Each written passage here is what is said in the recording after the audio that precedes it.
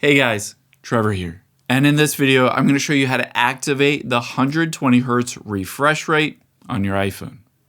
The first thing you need to take note of, this is not available on every iPhone.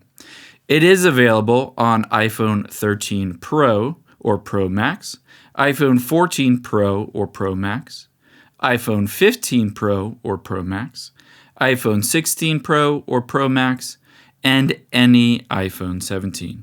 If you don't have one of these phones, unfortunately, it is not a feature available to you.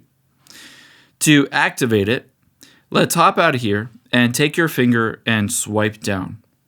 From the search, we're going to type in Settings and tap on the Settings app. From here, scroll down, tap on Accessibility midway down, scroll down, tap on Motion midway down.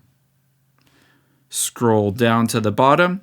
You can see Limit Frame Rate. Set the maximum frame rate of the display to 60 frames per second, or 60 Hertz. To get 120 Hertz, toggle this off. If it is on, it will limit it to 60 Hertz. If it is turned off, you will get the full 120 Hertz. I hope this helps. If it did, hit the subscribe button down below, and I'll catch you on the next one.